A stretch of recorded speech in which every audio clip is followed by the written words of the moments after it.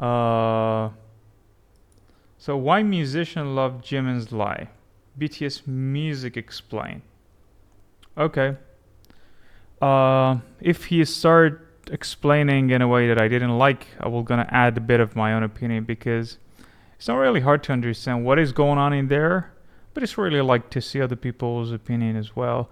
J-Hope song is another one by Miss Evil. Yeah, we watched that kind of like uh, yesterday, and I also uploaded it on YouTube as well. So what is going on here? Let me see. I can actually put it on other auto. Okay. See what he does have to say about Jim and Lai. Oh! I'm sorry, what? That is genius. The song Lie is an absolute masterpiece, but I'm explaining why musicians specifically love this song just so much. Alright, let's get started.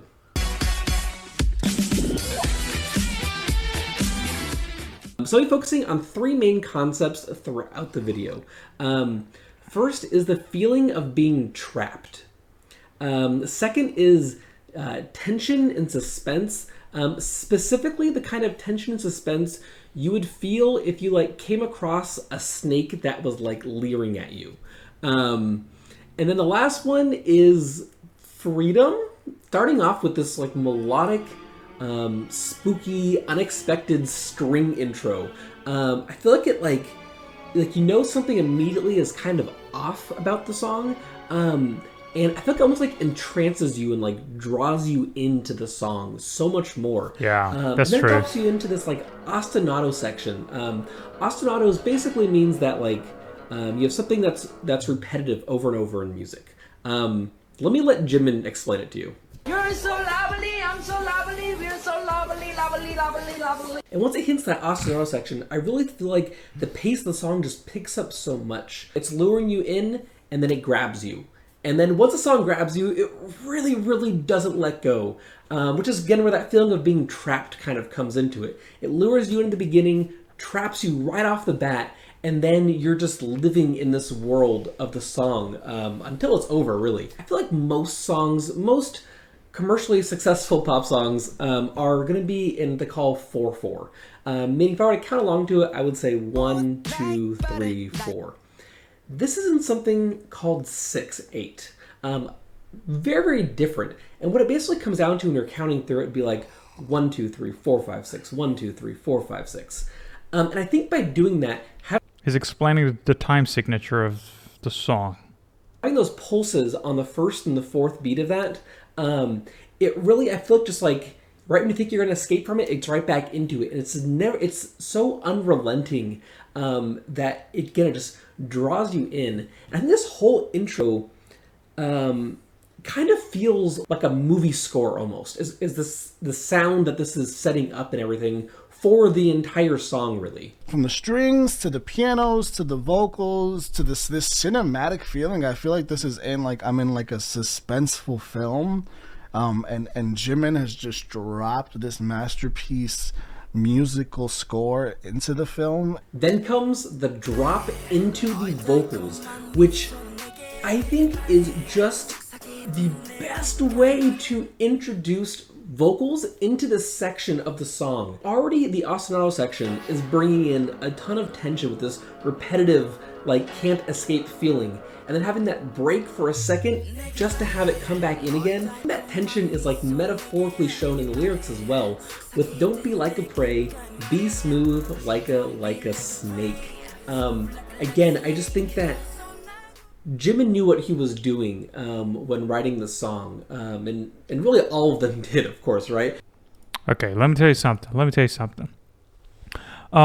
Solving an equation from the bottom of the equation is pretty much easy. Look at it from the very beginning of what is going on. So as a composer, you never really think about these things the way that he explained it is. He is just over explaining things in a way that makes everything beautiful. But when you start doing it, I mean, it's like when that sections are moving into each other.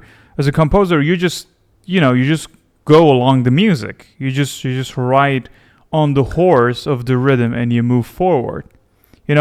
Because it's not a book that you can read it. It's music. It's based on feelings. So feelings does not work like that. He is putting a lot of logical statement to the side of feeling, which happened in the music. So it's much more easier than that. All right. It was kind of like an idea that came out, and it was musical. It was perfect, and they thought, let's give it a shot. So the composer just sat down, or maybe they just did it together, or it was first the lyric and then the melody came out. So it was kind of like, simultaneous, incidents. And all of a sudden, it comes to the section that he's just like, all right, let's sing it. So that tensions and stuff like that, how many times should we repeat this? How many times should we just go along with everything? Do we need to just, change the mood of the song and all these things? These are not the thing that composer thinks alongside doing it. But it's like, if you're a very good composer, you just write on your instinct and you just move forward. And masterpiece just gonna born in that way. So you're not about to think, you're about to feel. So feelings is not that much involved with logic. So logical song's gonna be different. It's gonna be like, I don't know what, like Bach we're about to play in I don't know, in his own time, like fugues by Bach are based on mathematics. Yeah, and go and listen to that one. You can see every logical movement that they did, but when you're coming a lot more forward in time, you start to knowing, for instance, Frédéric Chopin, and it's just pure feelings. There's no mathematic there. It's just a flow, and you're just riding on your boat, and you let the stream, guide you. So the thing with Jimin is that there is pure feeling in there. There's pure feeling, and it's just based on that. I'm not saying that they didn't thought about it. They did. But when you start composing a song, you're not going to think about it. You're just going to go with the melody. You're like, da da da da da da da da da. And you just, it's a little motive, and you just go and let's see what can we do with it. And then vocalist comes in and you say, all right, let's just make something better and better and better, and then the whole song is in there. So it's not that much logical. This is over explaining the whole scenario after it's done. But what I love about analyzing is what exactly happened that the song is now here. Okay, let's just listen to it more. I'd like to know more about Andrew Berg's opinion. Why not? But like having those lyrics match the feeling of that, I think just cements it even more. Then that like screaming like howl almost that goes up. It just really feels to me like someone's trying to like gasp for breath almost. It's that like metaphorical text painting of what's going on in the song, right? It doesn't have to tell you what you should be feeling in the lyrics. It just does it by how it's arranged and composed. It just draws that sensation, I think, from you. They say great songs have tension and then release. Then we go on to one of my favorite sections of the song, the pre-chorus. And not only is it because it has this kind of like almost like swung jazz kind of feel to it, which I think is because Doc Skim, who was the producer and one of the writers of the song, he has a background in jazz and in R&B and soul. He actually even mentions it in this interview from Bandwagon. And I think that influence, it's such, again, unique aspects. You have the strings as this classical side. You have the majority of the song is kind of in this pop kind of space. Almost rock elements sometimes too. But then having this section be almost jazz influenced, I think it morphs again into this track, because there's so many different things to draw you in and to draw your attention while you're still within the same scope of the song. And then having the melody be this like sequenced pattern, meaning that the melody is the same while the bass notes are changing in each measure, and they're stepping up which is unusual. You usually don't have like a linear progression in the chords. And it's this entire section, again, is the absolute epitome of tension and release. The entire section just like sucks everything out of you, just waiting to get to the chorus. And there's even a line that says, it continues, even if I try running away, I'm drowned in lies. Again, the idea of drowning in lies, when earlier we heard that gasping for breath. And even Caitlin Benson in her reaction said, I can't breathe. I can't breathe, y'all. And then Valeska Herrera, who explained it as, so you get that, like you're gasping for fresh air, and then they drown you back down again. And then It's it's like what? It's like you're choking for air. It's so freaking cool. I really like this. what's amazing about both of these situations is that the reactors probably didn't get that deep into the lyrics into that moment. They probably didn't really read that and then, you know, act because of it. It just brought out that feeling in them, which again is that like metaphorical text painting. Okay. Cool. Enough of that. You just made me bored a little bit. I don't know, because he's over explaining everything, and that's just fine.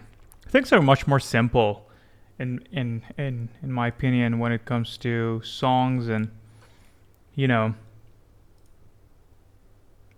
if you ask Jimin, I'm sure, I mean, it's like this happened a lot to me. If you ask Jimin, why did you sing that that way, he's just like, because it's cool. I'm sure. I'm just like, most of the time that happens. Most of the time. Okay. Classical musicians react to Jimin live. Why not? 800K subscribers. Sequence! I'm sorry, what? This song was written and composed by Jimin himself, Doc Skim, Soomin, P-Dog, and then Jimin wrote all the lyrics himself. P-Dog? P-Dog, yes. Jimin said he thought a lot about his past self when writing this song. He would blame himself for his own shortfalling by saying things like, I'm not good enough, I'm doing wrong, I'm bad. While writing, he realized he was deep in lies in the past and that he blamed himself regardless of the truth. He would always think about his flaws and mistakes even if others didn't. Okay. Well, James, want to take it away? I feel like this is going to be really, really, really, really emotional. It's BTS. It's 95% of the time Am I really, gonna really, cry? really emotional. All right, let's go into it. Well, we got like an orchestra going right now. This is creepy haunted house. It's kind of twisted. It feels like an old record that's kind of sagging with pitches, you know? Mm-hmm. Cadential 6/4.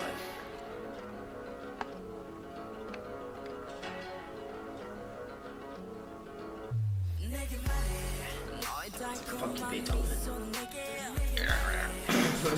That was good. Funky Beethoven. I liked it.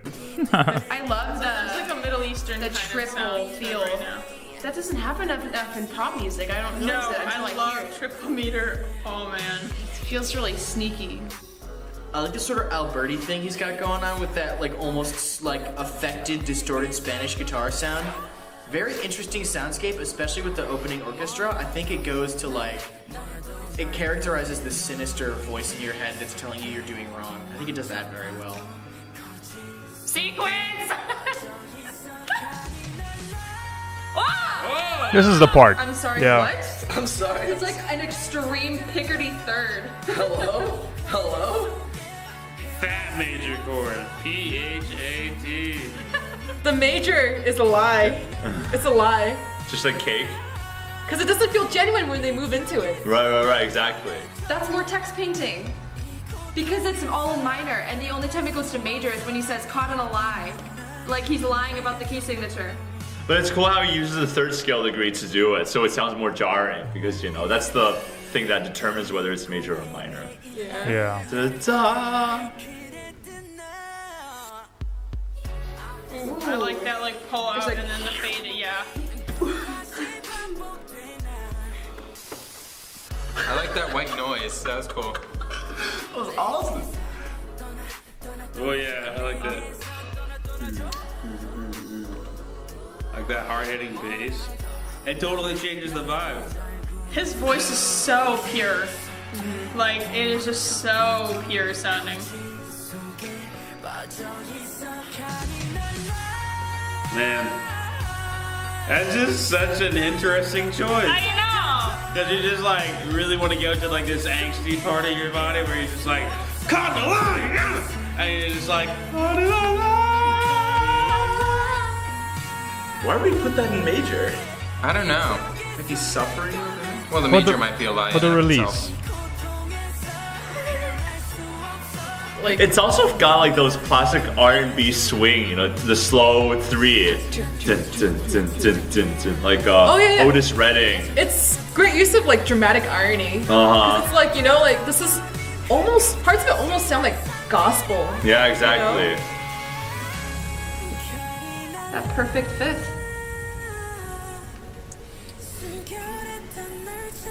This is really nice. The percussion is just perfect. They were much more better. The tension and the release that they were talking about. So if I want to just go a little bit, technical. So we have 7 different scale degree in one scale. So like 1st, 2nd, 3rd, 4th, 5th, 6th, and the 7th. So some of them are perfect. The other ones are not perfect, and we just don't want to open that here. But whenever you hear something very happy, it's because of the 3rd degree that they were talking about, that the 3rd note in a scale degree. It's going to just give you the idea that you're hearing a very happy song or a sad song. The thing about this song is that they do not give you that 3rd until you hear a lot of other stuff going back and forth between the other degrees, and it makes a lot of tension.